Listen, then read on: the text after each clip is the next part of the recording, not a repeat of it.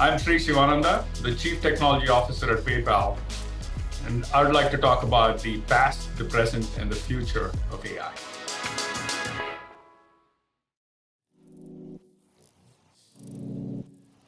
Human-centric AI will be very critical in the design of products and services that we all put in front of consumers. AI is nothing but a methodology. For it to be consumable, for it to be usable, for it to be something that consumers can trust, design is actually the deal maker in that process. Good design makes that product seamless, makes it convenient, and makes the customer want to engage more and come back more and be loyal to the product as well.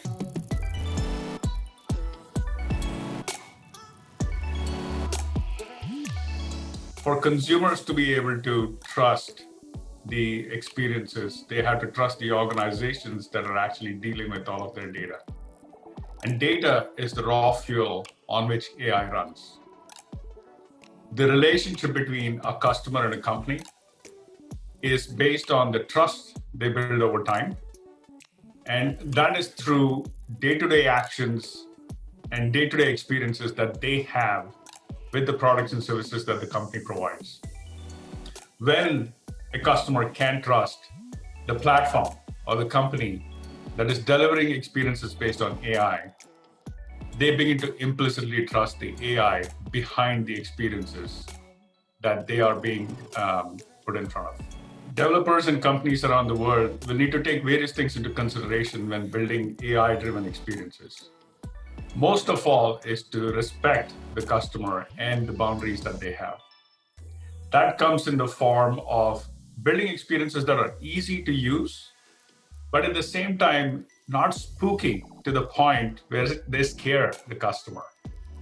And this is about making sure that their data is stored and managed appropriately, that there is an ethical framework under which this AI is operating, and to make sure that it overdoes the individual's wishes, rights, and needs as these experiences get built and delivered to the customer.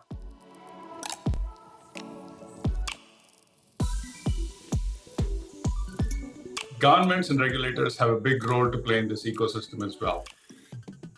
Just like any powerful technology, that power comes with a lot of responsibility. There had to be checks and balances, protections that the companies provide based on their own core value system and the need to build a long-term relationship with the customer. But at the same time, the right kind of checks and balances that governments and regulators have to put in place to protect their citizens as well. At the end of the day, this is all about the customer and about the customer feeling like they're not only getting value, but they're actually being protected as they are deriving that value from the product and service. It's an ecosystem play. The customer, the company, platforms, governments, regulators, all have to work together to make AI as successful as it can be.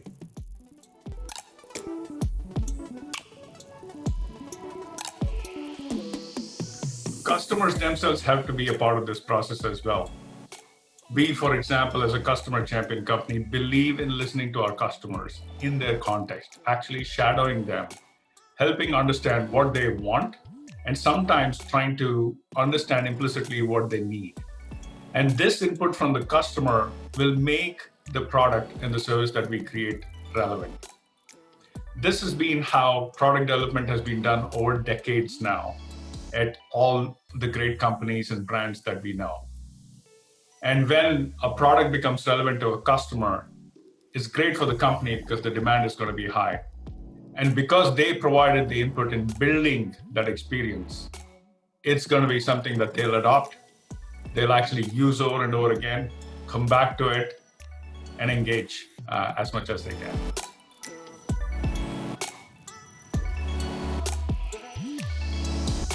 What I'm excited about in the area of leveraging AI is the fact that finally the computing power that is necessary has caught up to the methodologies that have been researched over a long period of time.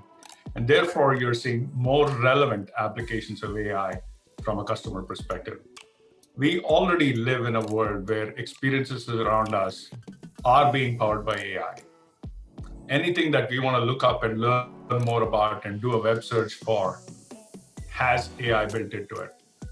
When I conduct a shopping transaction on any platform in the world, I'm being protected by a guardian angel that's looking after that transaction from a risk and fraud perspective.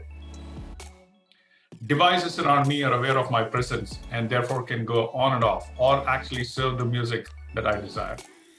And at the same time, if I'm driving a car, not only is there some assistance in how I drive and stay within the lane and stay within speed, or stay far away from the car in front of me, but in many cases, when something wrong happens, there's the ability to avoid a collision and save my life as well.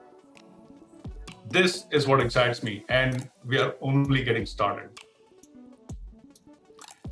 What keeps me up about AI is the immense power that it brings to the table, the differentiator that it creates.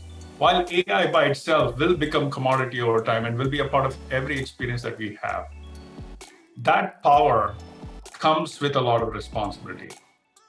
And that responsibility is something that all of us in the industry have to treat with respect to make sure that we are putting the right kind of boundaries, the right kind of ethical approaches, the right kind of value system that doesn't hurt humanity, but helps humanity thrive the best it can.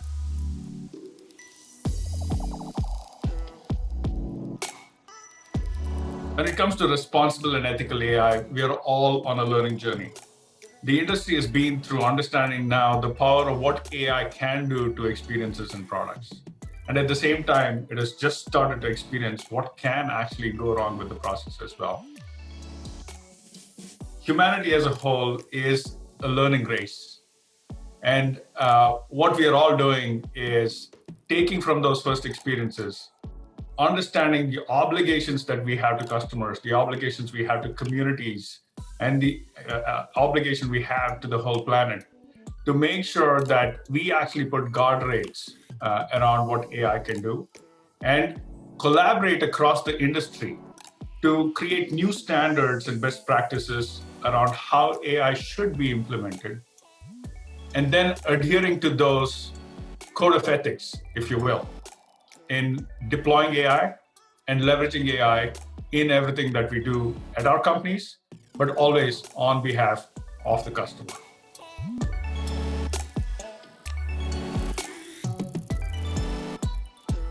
Payments as an industry has had a long history. It all started off tens of thousands of years ago with bartering between people. And then it moved into coins and currencies that were introduced for exchange of value. In the 1950s was the first time when credit cards got introduced into the process.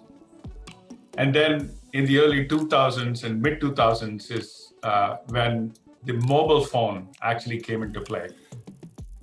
During all this, in the late 90s, we saw the emergence of online commerce as well.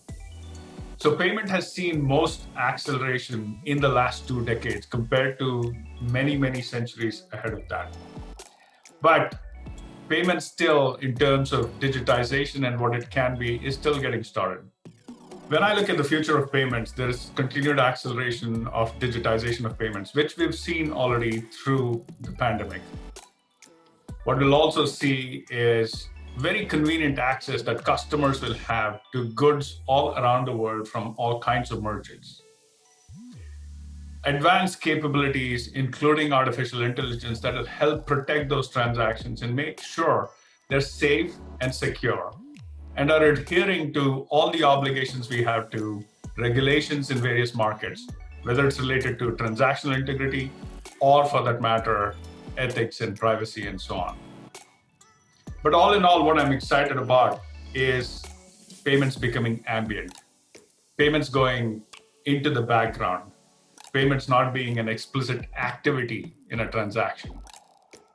That is what I'm most excited about.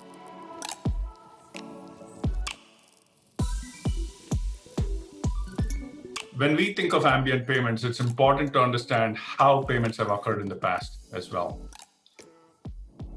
Everything that we have modeled in online shopping is some replica of what we did offline in the stores.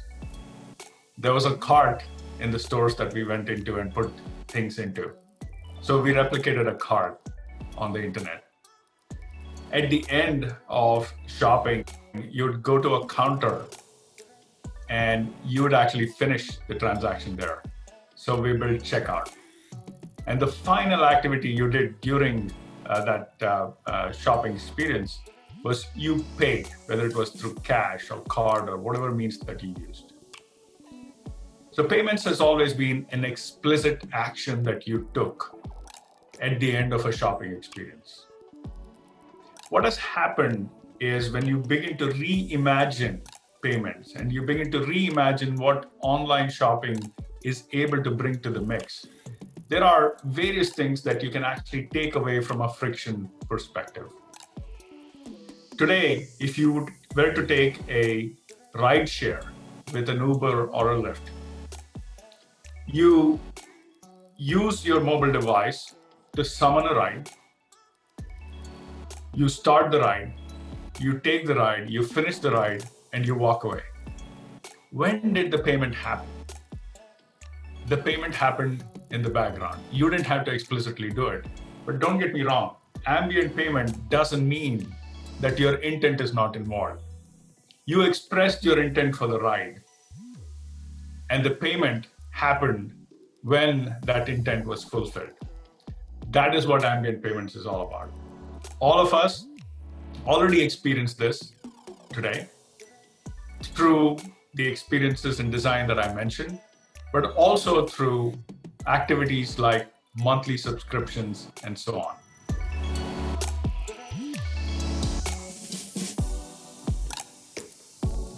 There have been many shifts in how payments are done in the world. We've just seen over the last decade how mobile has played a significant role in changing payment behavior and payment experiences.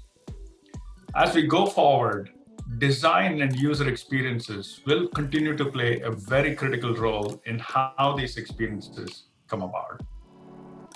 AI will continue to play an important role, both in the case of secure and safe transactions, but also in the right kind of private personalization that you can offer in the experience too. But when I look at the future, and when you think about devices around you, Internet of Things, commerce is going to become contextual. It's going to be surrounding us where we are. It may be through a smart speaker interaction or a continued interaction with a desktop, laptop, or a mobile device, or for that matter, with the car that you're driving in. And as commerce becomes contextual, AI has to become contextual as well. This is what we consider level 3 in the AIX framework. But imagine when these contexts are able to integrate together into one end-to-end experience that was seamless and yet not spooky. And that is where the level 4 of the AIX framework comes to play a role. Commerce will be safe, secure, and private, but it'll become a lot more convenient.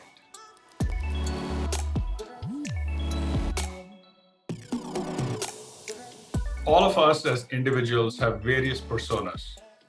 We have a work persona, we have a home persona. We have a persona that we project with our friends from high school. And we have a persona that we project with the professional network that we have. AI will need to be mindful of keeping these boundaries. As I mentioned before, customers are at the center of all of these AI experiences that we build.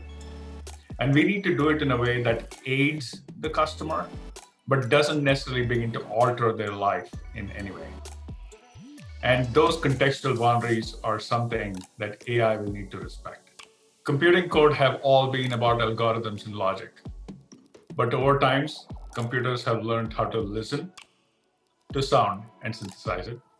how to see videos and pictures and synthesize that.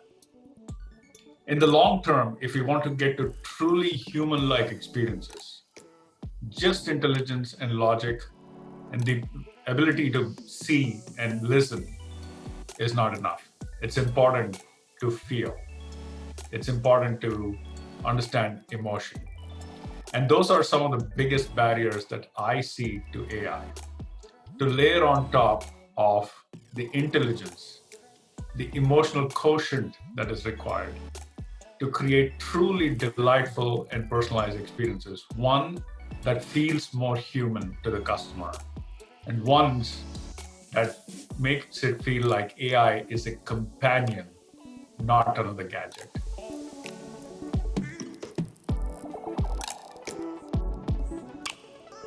When it comes to the payments industry itself, AI applies in so many different areas. First of all, we are all in the business of trust, and securing every transaction is the most important thing we can do. AI plays a significant role in cybersecurity. The cyber threat attackers today are using artificial intelligence to attack companies. And every company is trying to build defenses against that. Only AI can fight AI in that battle.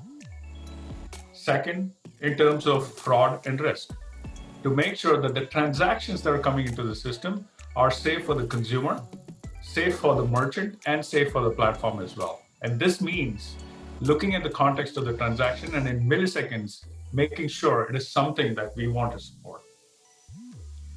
AI also applies and plays a role in customer service, in making sure that when something goes wrong, we actually have the opportunity to make it right as a company for the customer, and therefore build an even longer-term relationship with them. Finally, AI plays a role in the area of personalization, making sure that a broad set of capabilities that we create as companies are not all just pushed to the customer, but only what's relevant is visible and usable for them. That makes it feel like the experience is theirs, the experience understands them, and it's relevant to their context. These are just a few areas where AI plays a role in the payments industry today. Going forward, there's many more that we can apply this to.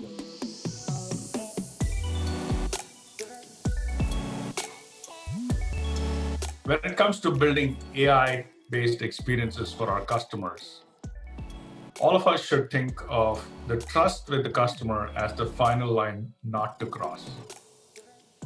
And trust is demonstrated through everything that a customer sees about the company. The core value system, how we execute, our say-do ratio, how we treat them when they call us, how we treat them when they interact with us. How do we make it right when something goes wrong? As long as we're all centered around the customer and make sure that we think of the currency between us and them is the relationship we have with them over the long term. And make sure that the guidelines and the regulations that are around us to protect the citizens are something we adhere to, then we can use AI in the boundaries it's meant to be used in. Powerful and strong, but relevant, convenient, appropriate, private, and ethical on behalf of the customers.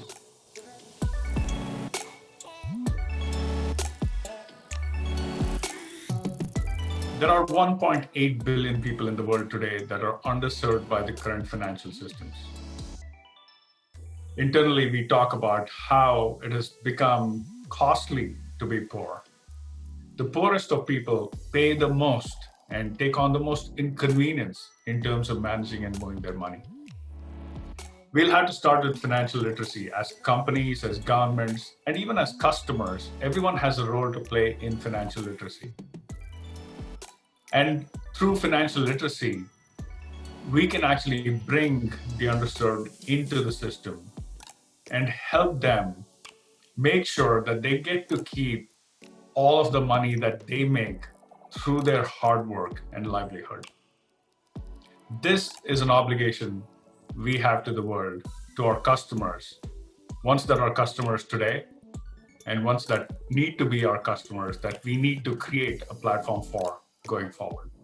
Just like with anything that is powerful, when people don't see it and they don't understand it, they end up fearing it and therefore avoiding it. It is important to make sure that as we build AI-based experiences with the use of technology, we need to build explainability into the process. A customer should be able to see why something happened on a product or an experience. And platforms need to be able to explain why any choice was made. Just like we are seeing in the area of privacy, the right to visibility of personal information, the right to erasure of personal information, and the right to portability of personal information. There'll be rules that will be formed in the area of AI explainability to ensure that any choice that AI made on behalf of the customer is transparent, clear, fully explained to the customer so that when they engage, they can see that it's a system that helps them and allows them to conduct the business they want to conduct and flourish and thrive in their life.